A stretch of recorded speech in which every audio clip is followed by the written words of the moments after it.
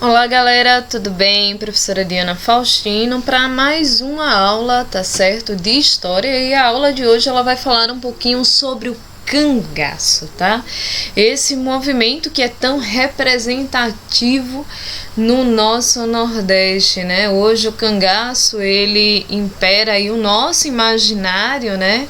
Para muitos nordestinos, a figura de Lampião é vista como um mocinho, para alguns como um vilão, e hoje vamos entender aí esse contexto relacionado a esse movimento que ocorreu no período da República Velha, tá certo? E foi um movimento de indignação mesmo, era um movimento revolucionário, eram os fora da lei, né? Numa situação de uma seca muito extrema, de uma fome muito extrema, de um Brasil que não era visto e, por incrível que pareça, ainda hoje é um pouco esquecido pelo governo, tá certo? Então vamos entender aí esse cangaço, tá certo? Quem nunca ouviu falar nessa figura emblemática, né?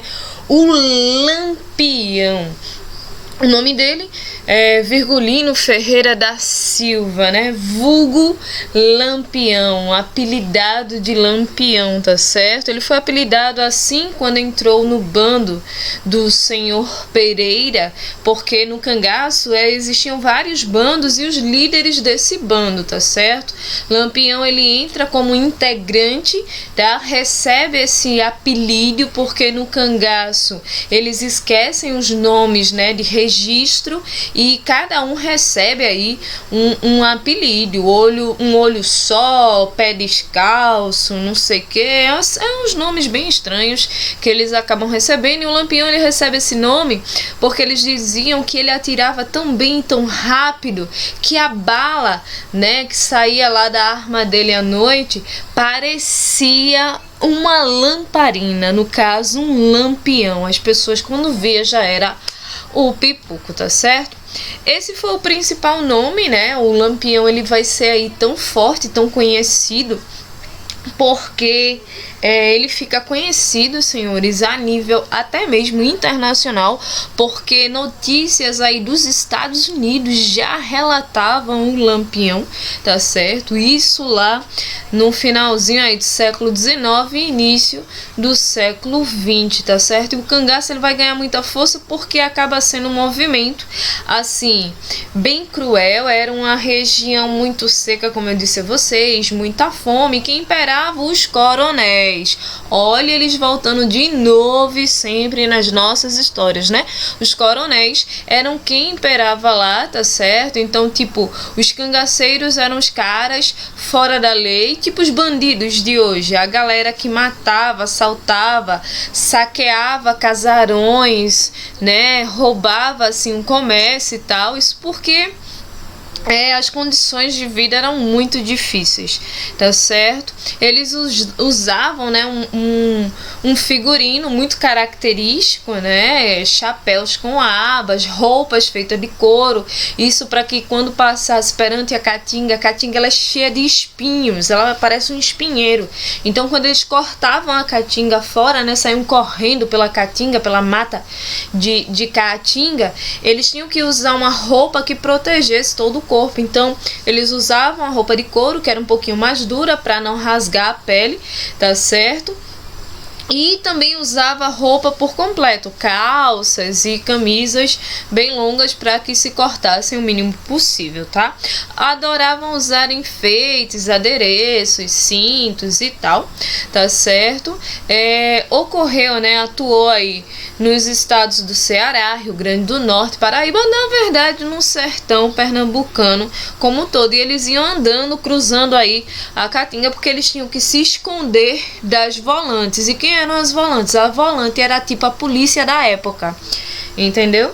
Só que tipo, não era uma polícia oficial, eram pessoas que, tipo, os cangaceiros mataram os pais, aí aqueles adolescentes cresceram com raiva dos cangaceiros, aí, tipo, criava um grupo paralelo ali para trabalhar para o governo, entre aspas, e eram chamados de volantes, entendeu? Então, o objetivo desses caras era caçar cangaceiros, tá? Para entregar eles aí à polícia. E sempre que entregava um cangaceiro, cortava-lhes a cabeça, beleza?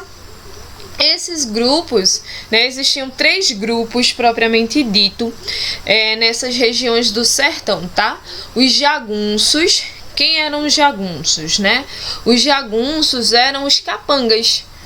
A galera que trabalhava para os coronéis, que fazia tudo que o coronel mandava. Ah, tu vai matar fulano. Matava. Ah, tu vai pegar, cobrar a dívida de não sei quem. Aí o cara ia lá e cobrava e tal. Então esses jagunços eram tipo os empregados, né, dos coronéis, beleza? Mas existiam também os mercenários. E quem eram os mercenários? Era a galera bem ruim, que era contratada tipo para matar alguém por uma rixa de família, uma briga de vizinho, uma coisa assim. Ou tipo, a área tá muito perigosa, eu preciso de alguém que me acompanhe. Então eles faziam tipo serviço de segurança, matavam pessoas. Eram esses mercenários. Bom, vocês entenderam, eu falei a palavra certa no início, mas voltando, tá? Os cangaceiros, esses eram muito temidos, porque tipo, quando o cangaceiro pegava a raiva de alguém, ele, né, fazia crueldades propriamente dita. E outra, tá? Quem entregasse cangaceiro podia correr o risco de ter a língua cortada, os dedos cortados. Eles eram tipo bem cruéis, arrancavam o olho, faziam esse tipo de coisa, tá certo? O fortalecimento do cangaço, né, ele vai ganhar força primeiro com a figura de Lampião, porque começa a ganhar popularidade, aí os grupos começam a crescer e tal. E também porque o governo não dava muita assistência por lá, então a situação era bem complicada, tá certo? As pessoas precisavam de precisavam de algo para sobreviver, precisavam de algo para se estimular, e infelizmente não sentia muita coisa. Ou você era cangaceiro, ou você era esse pessoal que era contratado, né, para fazer serviço de seguranças e tal, ou você era jagunço. Então, assim, a situação não era muito lá das boas, beleza? Essa aí é uma imagem, né? O interessante é que as imagens retiradas, né, de Lampião precisamente, né, e seu bando, elas foram registradas por Abraham Boto. Esse camarada, ele vai ser muito famoso porque ele vai trabalhar para o Padre Cícero. Uma das características dos cangaceiros é que eles eram muito religiosos, eram muito cruéis, mas tipo, eles respeitavam as igrejas, respeitavam os padres, tá certo? Eles faziam suas rezas, suas orações, né? E numa dessas conversas e tal, o Lampião, ele foi chamado para conversar com o Padre Cícero, e Padre Cícero foi, ele foi, porque assim, ele era muito religioso. E Padre Cícero é uma figura ainda hoje muito importante em Juazeiro do Norte. Inclusive se tem romarias e várias romarias para Juazeiro, né, visitar a estátua de Padre Cícero. E Padre Cícero já era muito forte nessa época, então Lampião é chamado por ele, tá certo? E ele vai. Quando chega lá, né, diante da presença de Padre Cícero e tal, ele descobre que foi chamado por Padre Cícero, mas amando, né, de um político chamado Floro Bartolomeu. Esse Floro Bartolomeu prometeu a Lampião a patente de capitão, prometeu armas, prometeu uma série de coisas para que Lampião e o seu bando acabasse com um outro grupo político que estava incomodando o Brasil naquela época, tá certo? Resultado, entre essas coisas todas oferecidas a Lampião, uma delas é a anistia de todos os pecados, de todos os crimes. Tipo, o Lampião ia receber uma identidade onde ele poderia andar livremente por todo lugar e ele não seria mais visto como bandido. Bom, essa parte era bem falsa, tá certo? Então ele acaba descobrindo que isso não seria verdade, que aquela carta não tinha poder de absolutamente nada, de absolver os crimes de Lampião e de seu bando. O que é que Lampião faz? Lampião pega todas as armas, né? Ganha a patente de capitão, porque a partir daí todos do bando começam a chamar ele de capitão e ele começa a se apresentar como capitão, tá certo? Ele não faz o trabalho para o Floro Bartolomeu, tá certo? E volta para a Caatinga, volta para o cangaço ainda mais armado. Vejam que coisa interessante. Mas voltando a falar sobre o Abraham Boto, né? O que acontece? Ele é um desses camaradas que ajudam o padre e tal, e ele acaba, né, quando o padre Cícero morre e tal, ele acaba procurando o Lampião, porque o Lampião era um camarada muito instruído, era um camarada que sabia ler, ele aprendeu a ler aos 7 anos de idade, e saber ler no Nordeste, que não tinha absolutamente nada, numa área sertaneja, que só brotava seca, era algo para pouquíssimas pessoas. Então ele aprende a ler aos 7 anos, ele aprende a escrever, ele lê jornais, ele é um cara instruído, tá certo? Ele acaba aí se afeiçoando, né, ao Abraham Boto. E o que acontece? Esse camarada, ele começa a registrar o dia a dia no cangaço, fazer vários filmes, e isso acaba dando ainda mais popularidade ao Lampião, tá certo? Virgulino da Silva, né, o nome oficial de Lampião, ele vai ser o mais famoso, mais conhecido justamente por isso, porque acabam sendo registrados vários momentos do dia a dia do cangaço, tá certo? E a Maria Bonita, sua esposa, né? Lembrando que só passam a ter mulheres no cangaço quando a Maria Bonita ela entra, tá certo? Aí as mulheres elas passam a ser aceitas. Outra coisa, Lampião e Maria Bonita, eles tiveram 2 filhos. Um é vivo até hoje. O Lampião, ele é original daqui de Pernambuco, tá certo? É nosso conterrâneo, mas não de região. Ele é lá de Serra Talhada, que inclusive tem um museu de Lampião lá, tá certo? Então a filha dele, ela é viva até hoje, tem uns 80 e poucos anos, e o filho já faleceu também aproximadamente nessa idade, tá certo? O interessante é que eles tiveram esses 2 filhos, mas as crianças não eram permitidas dentro do bando. Por quê? Porque choro de criança, né, todo mundo escuta. Então, no bando não podia ter crianças. Então, o que eles faziam? Elas ficavam grávidas, aí quando tinham os bebês, elas entregavam a pessoas de confiança, e essas pessoas de confiança criavam os bebês, tá certo?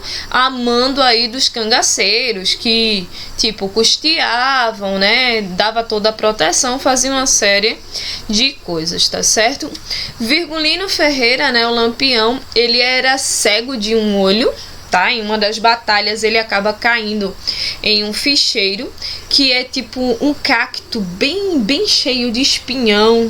Aí ele acaba caindo e acaba perdendo aí a visão, tá certo? Nessa imagem a gente percebe ele de óculos, só dando ênfase àquilo que eu falei para vocês, beleza? Vem falando um pouquinho sobre o Lampião, sobre os filhos aí, né? Os filhos que os pais de Lampião tiveram, né? Tiveram 9 filhos, tá certo? Tiveram 9 filhos aí. E depois da morte do pai, né, a mãe já havia falecido, era uma briga, uma rixa de família. O pai dele acaba sendo morto em uma dessas confusões, tá certo? E ele acaba pedindo justiça, não tem, então ele mesmo acaba fazendo as justiças com as próprias mãos, beleza? É claro que, né, como os cangaceiros, eles não tinham uma vida muito longa, tá certo? Ele acaba aí sendo pego pela volante, né? Não se sabe ao certo quem entregou e tal, mas que houve uma entrega, houve, porque era muito difícil se encontrar cangaceiros, beleza? Porque os caras se escondiam muito bem. Resultado, eles acabam sendo cercados pela volante, tá certo? Na região de Sergipe. acaba tendo confronto e tal, então eles acabam sendo mortos, tá? E depois de mortos, eles decapitaram as cabeças, tá certo? Dos cangaceiros que estavam ali presentes e expuseram, né? Expuseram por vários locais e ainda enviaram ao governo da Bahia, tá certo? Para mostrar que de fato Lampião estava aí morto, beleza? Isso aí é só uma chargezinha, né? 70 anos aí após a morte de Lampião, a gente viu que eles eram bandidos, não sei o que, violentos e tal, mas nada se compara à violência de nossa época, tá certo, senhores? Essa foi a aula de hoje, tá? Sei que é um pouco longa, 15 minutinhos, mas vale a pena, escutem e resolvam lá as questões que estão no formulário, tá bom? Cheiro pra vocês, fiquem com Deus e até a próxima aula. Tchauzinho!